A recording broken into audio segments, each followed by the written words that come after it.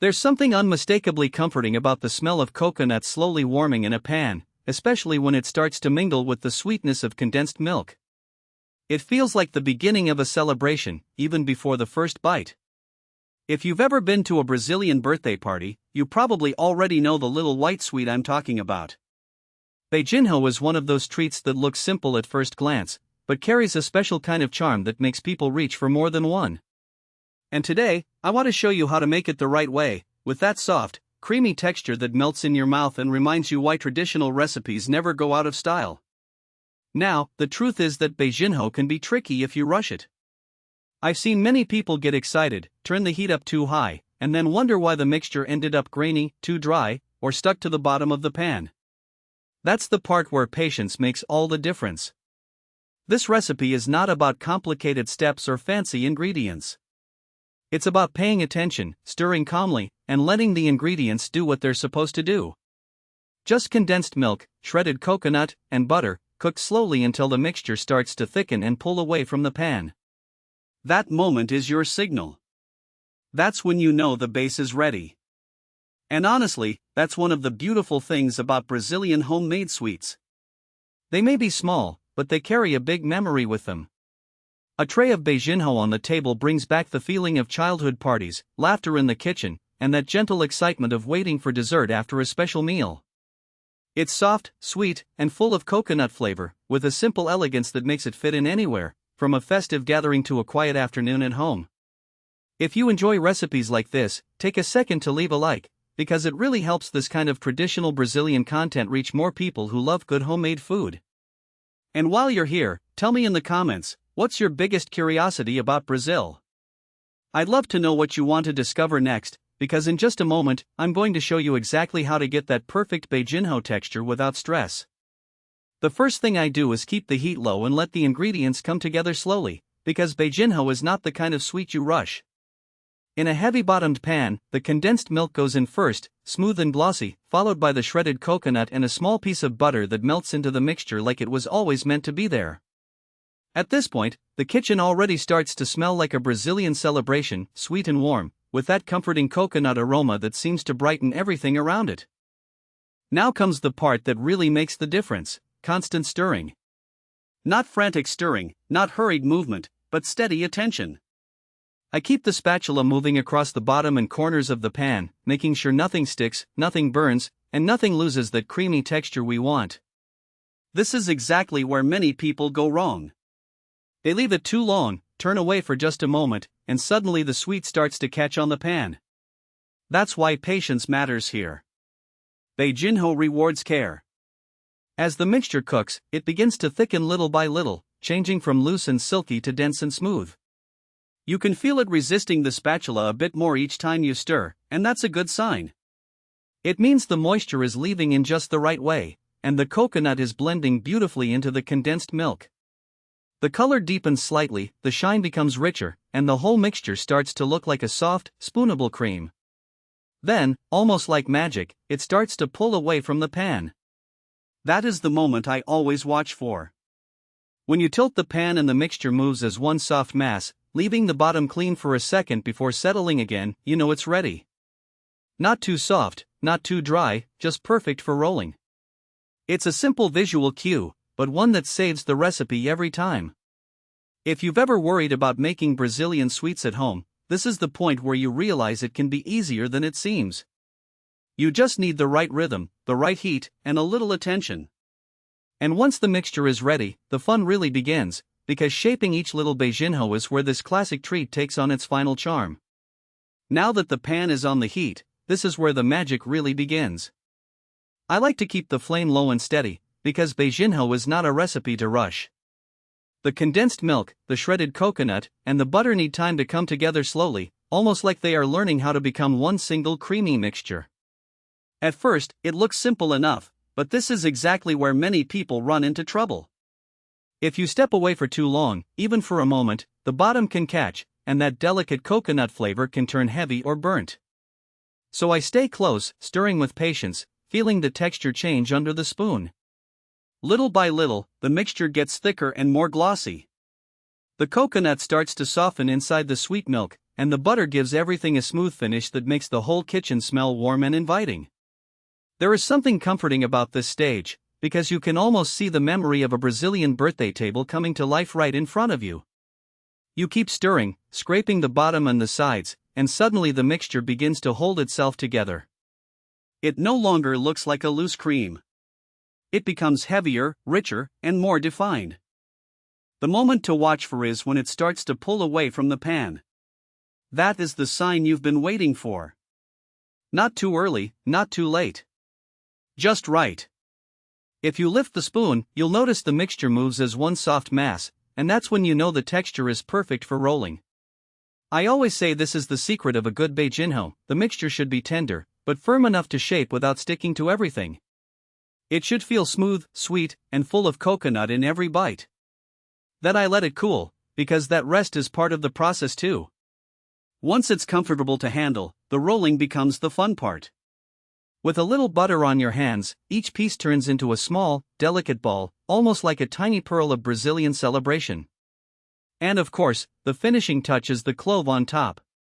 That tiny detail adds tradition, aroma, and the classic look everyone recognizes immediately. If you're enjoying this recipe so far, leave a like, because there's still something beautiful about how a few simple ingredients can become such a beloved sweet. And I'm curious, what's your biggest curiosity about Brazil? Also, if you love learning traditional recipes like this, make sure you stay with me, because the next step is where everything comes together beautifully. As the mixture begins to thicken, this is the moment where patience really matters. You keep stirring, slowly and steadily, and little by little the coconut, butter, and condensed milk come together into a smooth, glossy cream. At first it may seem like nothing is happening, but then you feel it changing under the spoon. It gets heavier, richer, and more united, and that's when you know the recipe is on the right path. This is exactly where many people go wrong, because if the heat is too high or the stirring is irregular, the Beijinho can lose the delicate texture and taste more rushed than homemade. So I like to keep the flame low and stay close to the pan, almost like I'm having a quiet conversation with the dessert.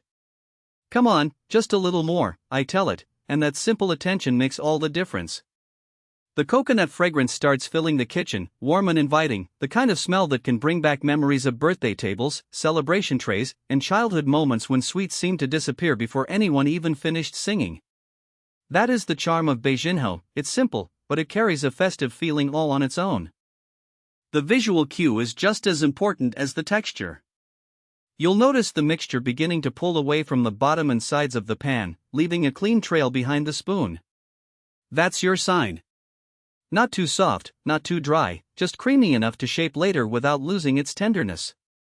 If you like, a small touch of care here is what separates an ordinary sweet from a truly traditional one. And honestly, that's one of the reasons I love Brazilian recipes so much. They may be made with humble ingredients, but they always reward attention and affection. Once it reaches that point, I let it cool enough to handle, and the transformation becomes even more satisfying. The warm coconut mixture turns into a soft dough, ready to be rolled into little rounds.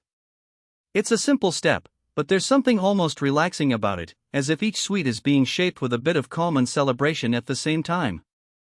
Soon, the final detail will go on top, and that's when this classic Brazilian candy truly becomes Beijinho. If you're enjoying this recipe so far, leave a like to support the channel, and tell me in the comments, what's the Brazilian flavor or tradition you're most curious to learn more about? And if you love easy recipes with a taste of Brazil, make sure to subscribe, because there's still a delicious finishing touch coming next. Now comes the part that really defines a good Beijinho: patience. At first, the mixture looks simple enough, almost too simple. The condensed milk, the shredded coconut, and the butter come together in the pan, and everything seems calm and easy. But this is exactly where many people run into trouble. If you leave it unattended, even for a short moment, the bottom can catch, the flavor can change, and that smooth, creamy texture starts to disappear. So here, the secret is to stay close, stir gently but constantly, and watch the transformation happen little by little. You'll notice the mixture changing as the heat works its magic. It becomes thicker, more united, and the coconut begins to shine through with that soft, sweet aroma that instantly reminds you of Brazilian celebrations. There's something comforting about this stage, because it feels like the recipe is slowly revealing itself. It's almost as if the dessert is telling you, wait a little longer, I'm not ready yet. And that's the difference between a rushed sweet and a traditional Beijinho made the right way. As the spoon moves through the pan, the texture starts to hold itself together. It no longer spreads freely, instead, it becomes a rich, creamy mass that moves as one. This is the moment to pay attention, because when it starts to pull away from the pan, that's the sign you've been waiting for. Not too soft, not too dry, just firm enough to roll later without losing that tender bite. It's a small detail, but in Brazilian sweets, these details matter a lot. They're what make the final result feel homemade, balanced, and unforgettable. And once that point arrives, the kitchen changes. The heat goes off, the spoon rests for a moment, and now the mixture needs to cool before shaping. It's a simple pause, but an important one. Because only after resting will the Beijinho be easy to handle, soft in the hands, and ready to become those little round treats that everyone recognizes at a glance. If you've ever seen a tray of them at a birthday party, you already know the feeling they bring: warm memories, sweet anticipation, and that cheerful, welcoming Brazilian spirit. If you're enjoying this recipe so far, take a second to leave a like, because it helps a lot and tells me you want more traditional Brazilian sweets like this one. And I'm curious, tell me in the comments, what's your biggest curiosity about Brazil? If you like discovering these classic flavors and easy homemade recipes, make sure you subscribe too, because there's always something delicious waiting in the next one. And that's the moment that makes all the difference. When the mixture starts to come away from the bottom of the pan, glossy and thick, you know the Beijinho has reached that perfect point where it's creamy enough to shape, but still soft enough to melt gently in your mouth. At that stage, the kitchen already smells like a Brazilian celebration, with the sweet coconut aroma filling the air and bringing that warm, nostalgic feeling that only homemade candy can create. After that, it's just a matter of letting it cool a little, then buttering your hands lightly and rolling each portion into neat little balls. There's something almost calming about this part, as if every sweet you shape carries a bit of care and tradition with it. And when you press the clove on top, that tiny detail instantly transforms a simple coconut treat into the classic Beijinho we all recognize from birthdays, family gatherings, and festive tables all over Brazil. What I love most about this recipe is how accessible it is. With only a few ingredients and the right patience, you can create something that feels special, elegant, and comforting at the same time. It's the kind of sweet that makes people pause for a second, smile, and reach for another one. Soft, rich, and full of coconut flavor, it's proof that sometimes the simplest recipes are the ones that stay with us the longest. So if you enjoyed this traditional Brazilian treat, leave a like to let me know you want more recipes like this one. And tell me in the comments, what's your biggest curiosity about Brazil? I'd really love to know what you'd like to discover next, because there's always another flavor, another story, and another classic recipe waiting to be shared. If you want to keep exploring the best of Brazilian cuisine with me, make sure to subscribe, because there's much more coming up, and I'd love to have you here for the next one.